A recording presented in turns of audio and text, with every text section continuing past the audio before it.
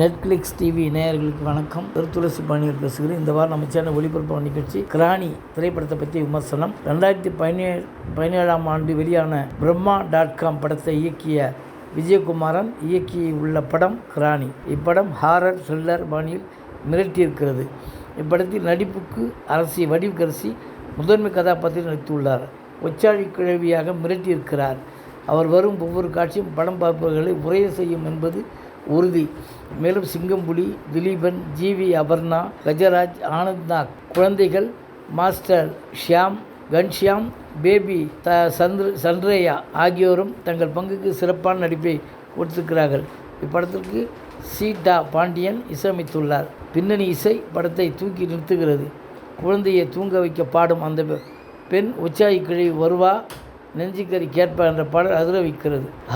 Horror த்ரில்லராக உருவாகி உள்ள இந்த திரைப்படத்தை விஜயா மேரி யூனிவர்ஸ் மீடியாஸ் நிறுவனம் சார்பில் தயாரிப்பாளர் விஜயா மேரி தயாரித்துள்ளார். கதைக்களம் தமிழ்நாட்டுக்கும் கேரளாவுக்கும் பாடலில் உள்ள கிராமம் வேட்டைக்குறிச்சி கிராமம். 200 வருடங்களுக்கு முன்பு பழமையான அந்த கிராமத்துக்கு தன் மூதாதையர்கள் வீடாக நினைத்து தங்க வருகிறார்கள். ரேவதியும் அவரது கணவர் விஷ்ணுவும் மற்றும் அவரது 2 ட்வின்ஸ் குழந்தைகளும். அந்த ஊரில் 120 வருடங்களுக்கு முன்பு ஒச்சாயி பிரதாபன் என்ற அழகான தம்பதியர் வாழ்ந்து வருகிறார்கள். பிரதாபன் என்றும் இளமையாக இருக்க வெளிமாநிலங்கள் சென்று அகோரிகளுடன் சேர்ந்து கபாலிகா என்ற அபூர்வ மூலிகையை சாப்பிட்டு தன் இளமையை புதுப்பித்து வருகிறார். அந்த மச்சிவீடு கிராமத்துக்கு வரும் பிரதாபன் தன் மனைவி வடிவக்கரசி முதுமை அடைந்திருப்பதைக் கண்டு அவரை இளமையாக மாற்ற 3 குழந்தைகளை நெஞ்சுக்கறி எடுத்து சாப்பிட்ட இளமையாக மாறிவிடலாம் என்று சொல்லி தன் மகன் மருமகள் எல்லோரையும் சாகடித்து விட்டு தனது பேரன்கள் 3 பேர் நெஞ்சுக்கறி சாப்பிட்ட திட்டமிட ஊர் மக்கள் அவர்களை காப்பாற்றுகிறார்கள். அது பிறகு வடிவக்கரசி இளமையாக மாறினாரா? அவருடைய கணவர் பிரதாபனின் நிலைமை என்னவானது? திலீபனும் சிங்கம்புலியும் ஒச்சாய் கிழவியிடம் இருந்து அந்த வாய் பேச முடியாத குழந்தைகளை காப்பாற்றினார்களா? லண்டனில் இருந்து வந்த ரேவதியும் விஷ்ணுவும் ஒச்சாய் கிழவிலிருந்து தப்பித்தார்களா?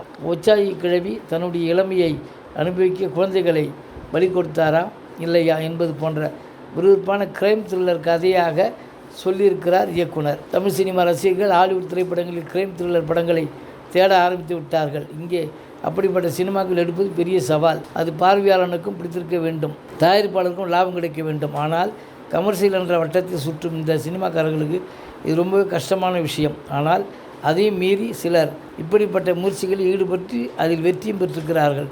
அப்படிப்பட்ட ஒருவர் தான் இப்படத்தின் இயக்குனர் விஜயகுமாரன். படத்தின் சிறப்பு அம்சங்கள்: வேட்டைக்குறிச்சி வில்லேஜ் என்ற இடத்தில் காட்டில் மர்மமான முறையில் ஒரு குழந்தை இறந்து போக ஆரம்ப காட்சியை அள்ளிவிடுகிறது. அதை விசாரிக்க வரும் திலீபன், சிங்கம்புலி அங்கு நிகழும் மர்மத்தை பற்றி துப்புத்துளக்க ஆரம்பிக்க ஆளை கடிக்கும் மூலிகை செடி ஒச்சாய் பற்றிய அதிர்ச்சி செய்திகள் திடுக்கிட வைக்கிறது. கஜராஜ் அந்த வில்லேஜில் என்னதான் நடக்கிறது என்று நாயகனிடம் சொல்லும்போது நாயகன் காட்டும் வளர்ச்சியும் கஜராஜா ஒரு ஜாதி வெறியன் என்று அவரை ஒதுக்கும் காட்சி திரைக்கதை கிடைத்த வெற்றி. அங்கு காணாமல் போகும் குழந்தைகள் என்னவாகிறார்கள் என்ற கேள்விகளுக்கு மிக நேர்த்தியான திரைக்கதையினால் பதில் சொல்லியிருப்பது கிரானிக் படத்தின் சிறப்பு. படத்தின் ஆரம்ப காட்சி ஒரு பெண் குழந்தை இறந்து போகும் காட்சிகளிலிருந்து வேகம் எடுக்கிறது. திரைக்கதை ஒவ்வொரு காட்சிகளும் ஹாலிவுட் தரத்தில் எடுத்திருப்பது மிகவும் அருமை. அடுத்து என்ன நடக்கும் என்பதை த்ரில்லர் கூட்டும் வகையில் எடுத்திருப்பது சிறப்பு. படத்தில் எந்த ஒரு காட்சியுமே கொஞ்சம் கூட அலுப்பு தட்டாமல் எடுத்திருப்பது சூப்பர்.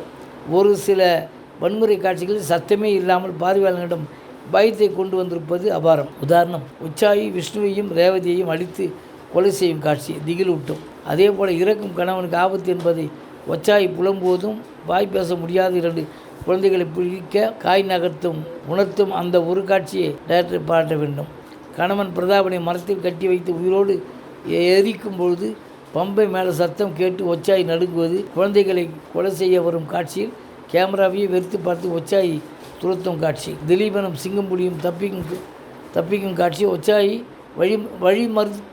வழிமறுத்து தாக்கும் காட்சி. இப்படி வடிவக்கரசி தனது பண்பட்டு நடிப்பால் படம் முழுக்க மிரட்டியிருக்கிறார். அவருக்கு ஒப்படை போட்டவர், பாட்டத்தக்கவர். நன்றி, வணக்கம். அடுத்த வாரம் வேறு ஒரு திரைப்படத்தோட செய்தியோடு உங்களை சந்திக்கிறேன்.